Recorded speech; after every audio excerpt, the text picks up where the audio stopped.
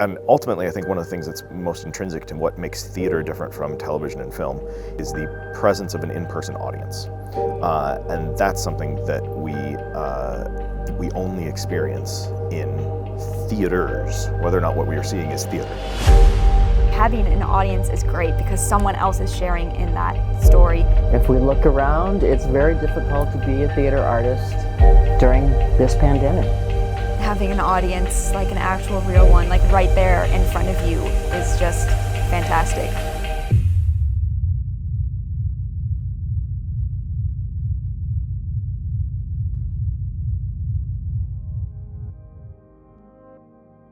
So the story of Orpheus and Eurydice, it's a Greek myth, and Orpheus is a musician.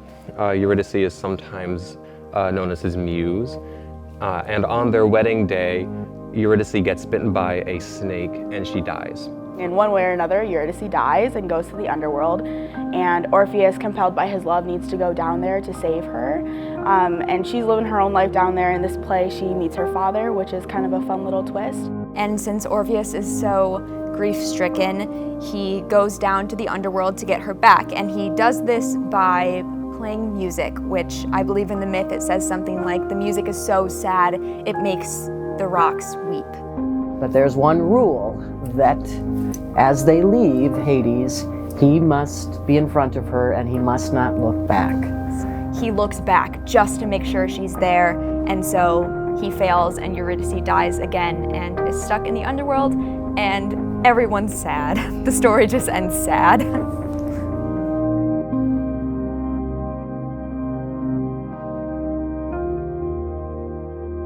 At the moment, this looks like it is in a position of great distress. That is because it is currently in process. My name is Eric Van Tassel. I am the lighting designer for this fall's production of Eurydice from Hope College. The amount of time that I typically spend, or under normal circumstances would spend as a lighting designer, actually, as we jokingly say, swinging a wrench, acting as an electrician, is usually relatively little, right? My job would typically to be supervise a group of students and make sure that they are executing those things so that I can function as designer. What's that?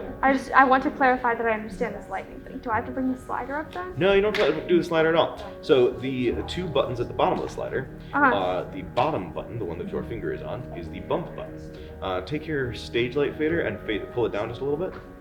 Pull it down to like 30% so people can still see if they needed to. And just tap that button. Yeah.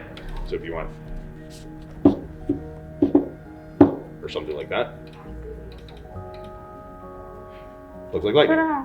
I got rhythm. There it is. You got rhythm. You got music. You got your light board. Who could ask for anything? Yep. Days where I feel like that. And I'm happily married.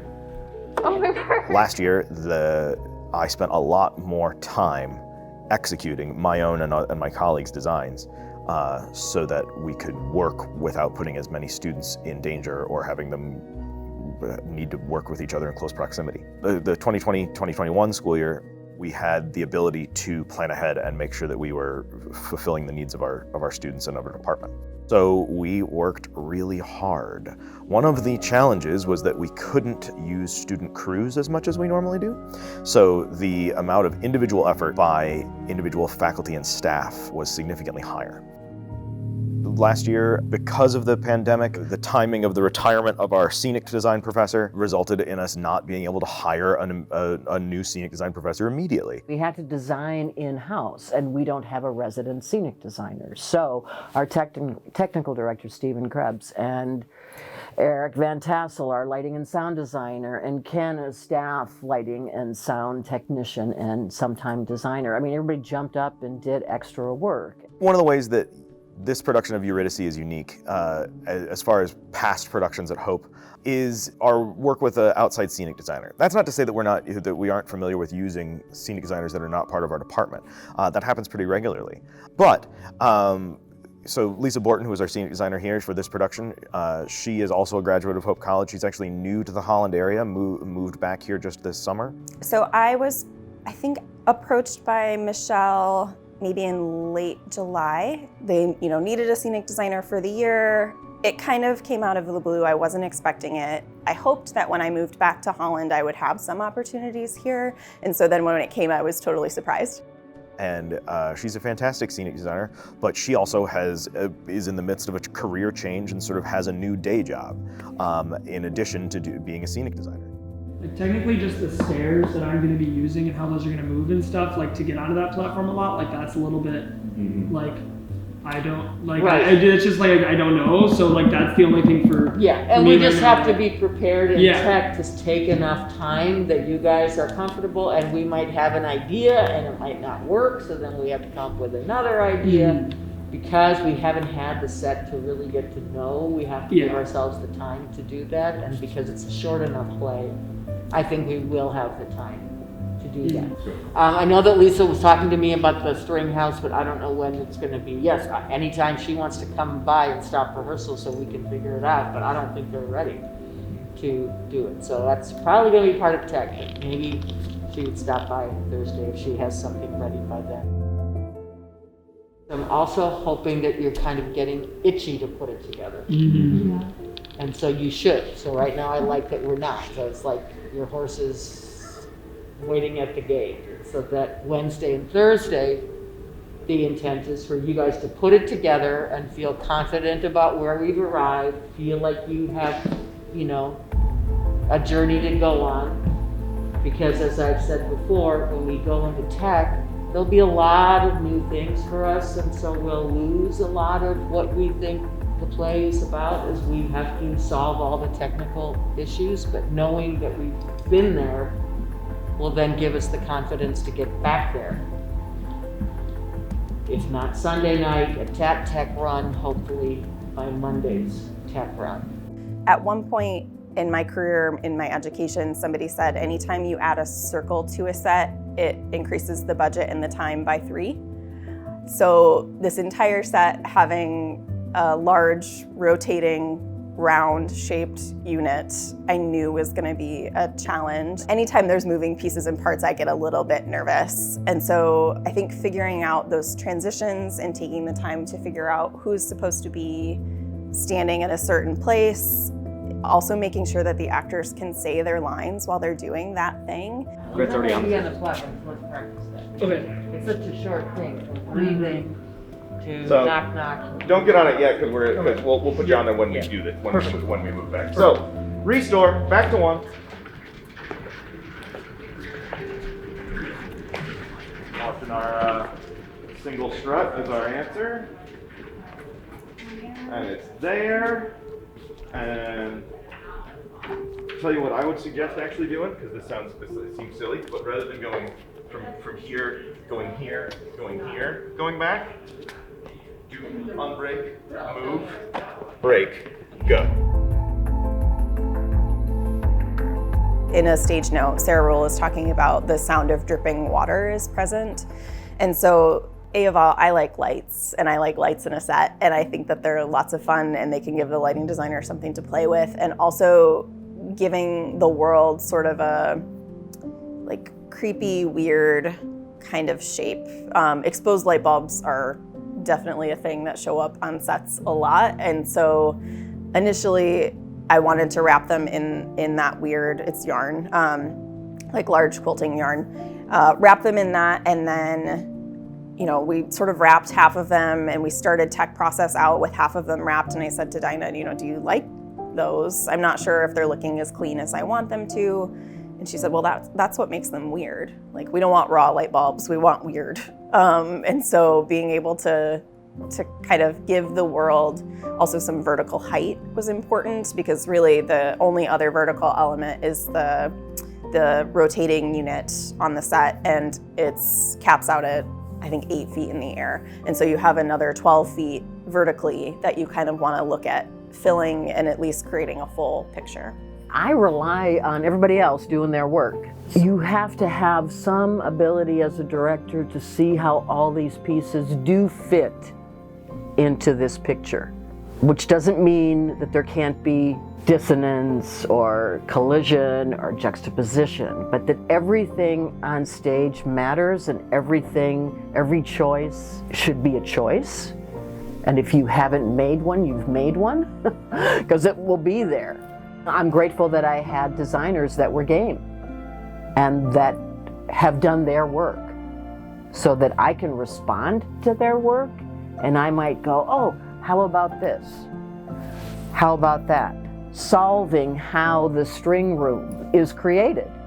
There was an idea, and we kept on changing the idea to make it easier for the actor. Did the idea sometimes come from me? Yes. It came from the designer? Yes. Different people might, again, voice different ways of solving something. So that's what's actually the most fun as a director, is watching other people step up and do their best work. We're fortunate that we have a team here that has worked together enough that we trust each other and are confident enough in each other's abilities to make the right choice, and to make a choice that will support not only our own field, but the rest of the production at large.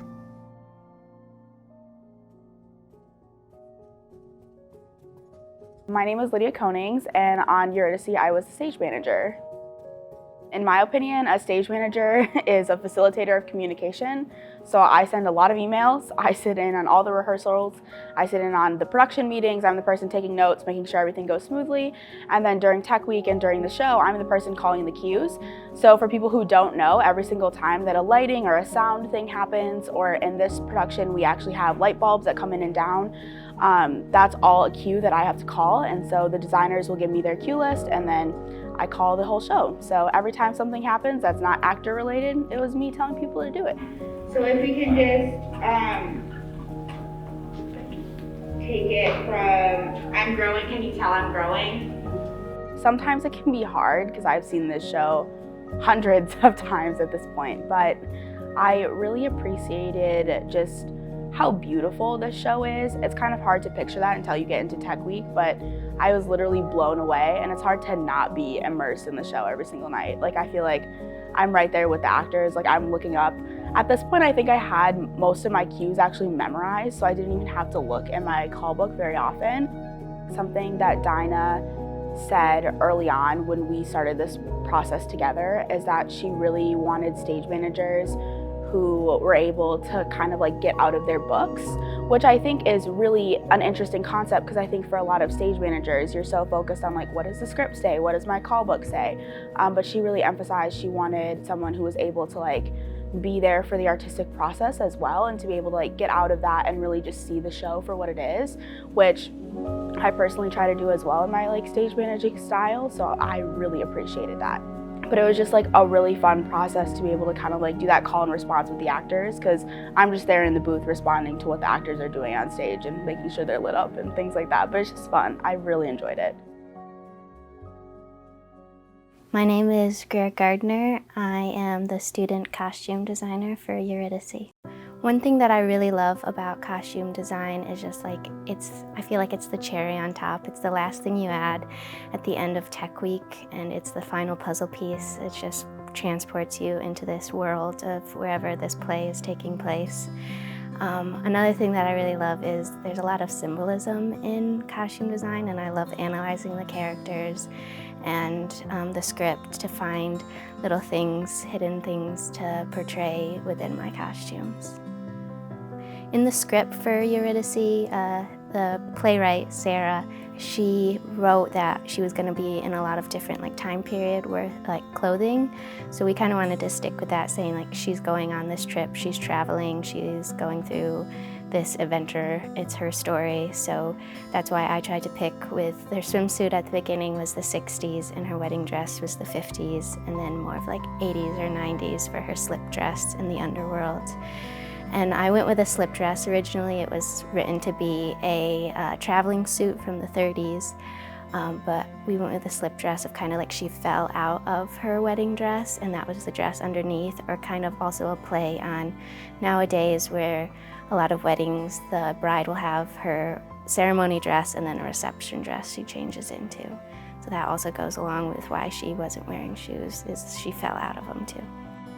We have to have masks, they have to wear them, but I wanted them to go along with their costumes, coordinate well, so that they didn't stick out, so that it did kind of just incorporate into their costumes and it looked natural, and it wasn't this big obvious thing that you wouldn't think was supposed to be there, which I felt when I was watching the tech rehearsals that I just sometimes even forgot that they were wearing masks, which might just be because we're so used to seeing them now. I'm in the forefront, I'm the person that they're talking to, which I'm kind of shy, so it's been a little hard to get used to, but I definitely feel like it's helped me grow with my confidence of being able to speak to these people who are my professors and be like, hey, these are my designs, like, I'd love your feedback, this is what I'm thinking, and to get up in front of them and show this work, which it's like vulnerable to show people stuff that you're so passionate about and wanting them to approve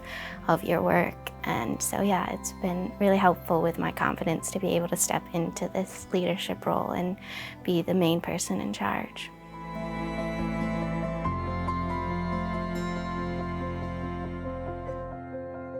My name is Zach Pickle. I play the nasty, interesting man and the child. I was kind of going back and forth on whether or not I wanted to audition. That's always kind of the first question that I really have is, do I have the time? Do I have the space to make this work in this semester? But this semester I took a look at my schedule and I thought, well, I think I have it in my schedule. I should be able to audition. I hadn't heard of the play beforehand, so I took the time to read it through a couple times, get to know the characters a little bit. That's a really important part of the audition process, is understanding what it is that you're auditioning for. It helps you, it informs what monologues you're using and what the vibe of your character is. I've been in about 4 productions. This character in some ways breaks the mold of what I've done in the past, but in other ways, I have a foundation of roles that I can kind of pull from. As far as the child scenes goes, I have never done anything that compares. There's just such a chaos there. There was a freedom of expression that Dinah gave me. I just threw everything at the wall and tried to see what would stick. And from there, it was an editing process.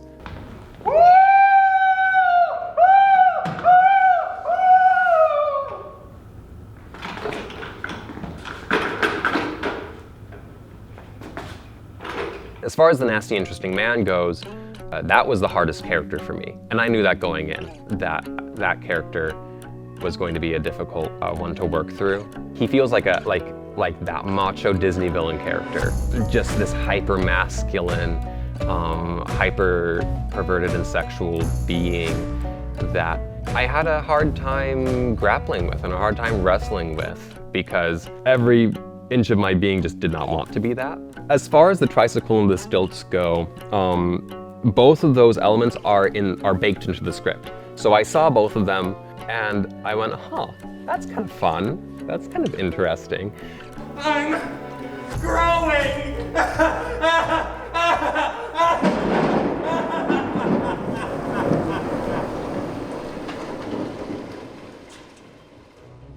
There was kind of a back and forth of, would we even be able to find them? Because we couldn't find a tricycle. We were having a hard time finding that, at least from what I heard, like just in the rehearsal process. And then people were going back and forth on whether or not it would be safe for me to even use stilts, even if we could find some. So there was a back and forth on that. There was a time where they were saying, no, we're not going to do stilts. And then as the rehearsal process went on, they approached me and they were like, how would you feel if we tried this? And I went, sure. But it didn't take long for me to really get comfortable with it. And yeah, now I feel like when I get on those stilts, it's just essentially like walking. It doesn't feel much different, you know? You know, as far as comparing to other roles that I've done before, I've played characters that I don't like, that give me the heebie-jeebies. I had to play a misogynist, racist, bigoted character my fall semester sophomore year. So the feeling of walking on stage and saying something or doing something and hearing the audience go, or ew, or boo, like I'm used to that at this point. And I'm used to people walking up to me and going, I hated your character. Like, you were the worst, you were awful. And then I go, well, thank you. I take that as the highest form of compliment, because it's a testament to, like, that I was being truthful to the story and what the story needed.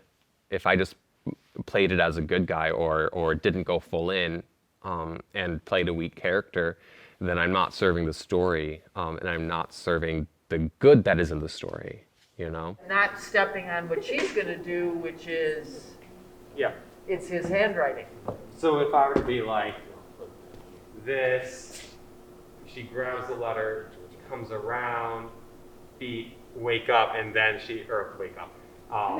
and then like kind of structure it like maybe 1 to 2 seconds after she. Yeah, wait, then she, you're there. I mean, so essentially as soon as I hear her footsteps.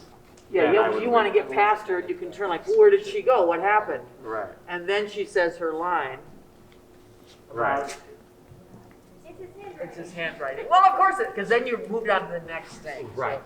So, when you say, I have no choice, there's no choice. There is no choice of any importance.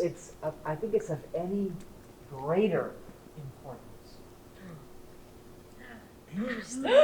I don't. Ready, consecutive. I won't challenge you, Dinah, but I'll check. No, maybe I'm wrong, but it doesn't make sense to me. There's no choice of any importance.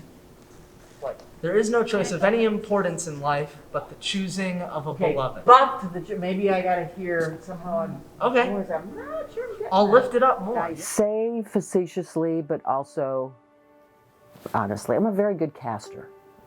So I cast students that I was confident would understand her playwriting. Doesn't mean that we haven't had conversations about it, but I think they also understood something about her playwriting that again goes back to, you can't, in my opinion, fully capture it by talking about it. So the necessity of talking about it wasn't always there. Let's just try stuff and try doing it, whatever it is. And we don't even know what it is because it doesn't fit the formula of three-dimensional, American realism where people sit around and drink and get drunk and then confess their lives. That's a classic dramaturgical form of a lot of plays written by great American playwrights, but she doesn't follow that formula. But the cast was smart enough, intuitive enough that they got it. Them apple bottom jeans, boots with the jeans, got the whole club looking at jeans. She hit the jeans. Next thing you jeans, shorty got jeans. So, do you have notes? Yes, I do. It's great working with Annika. She is smart. I like smart actors. She's disciplined, which I think is a professional standard that we should adhere to. I'm not interested in lazy actors, and she's far from lazy. She's reliable, she's disciplined, she works hard, she knows how to take notes, meaning thank you, and I'll keep working on it. There's all those ways in which she knows how to behave in rehearsal in a professional, mature way. When you are playing the leading role, when you are the titular character, you have to be ready for that responsibility, which means, again, you need to model behavior to the rest of the cast. Rather than, well, the cast revolves around me because I'm the main character. No, it's the opposite. You have to demonstrate leadership. So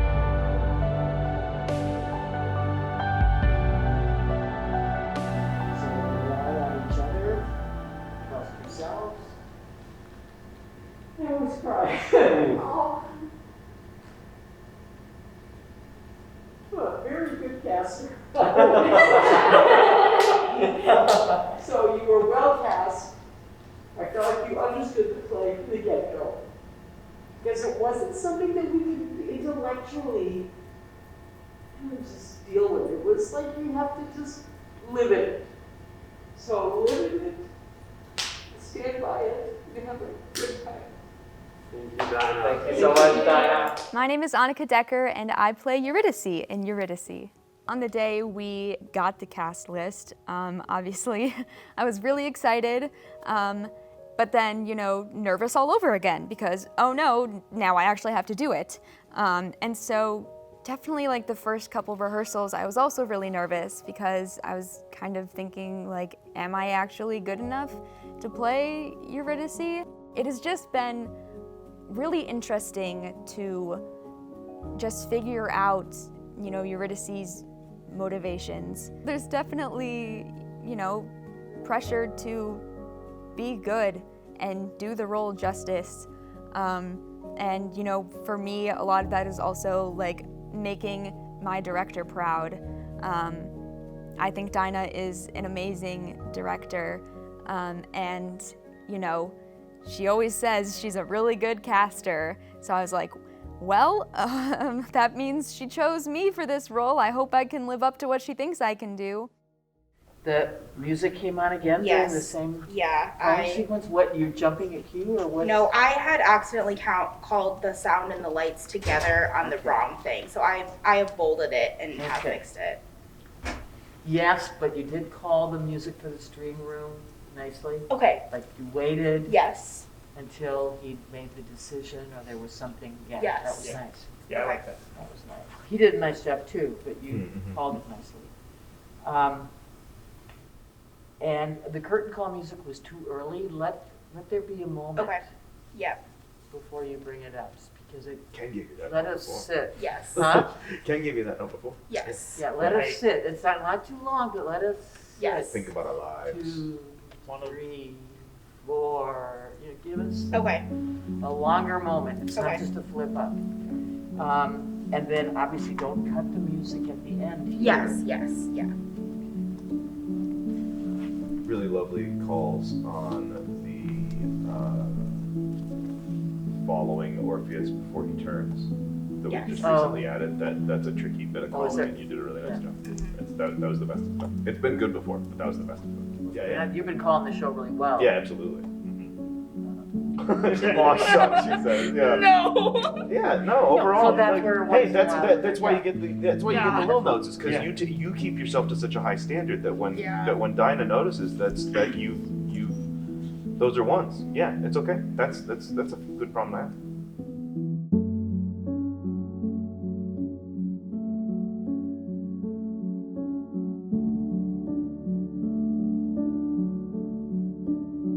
Everyone who needs to be on comms can get on comms, and then for actors, we are going to take that transition from scene 11 to scene 12 where we left off. So if we want to start from what do you do, the book has already been dropped.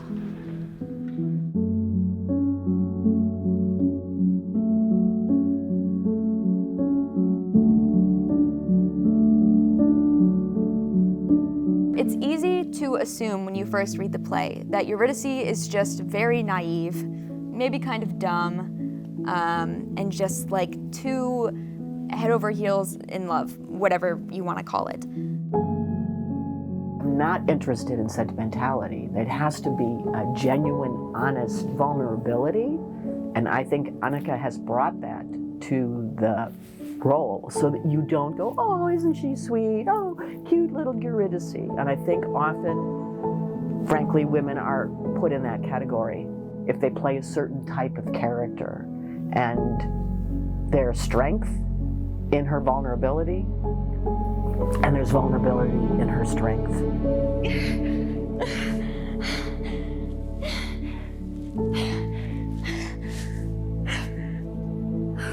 Orpheus!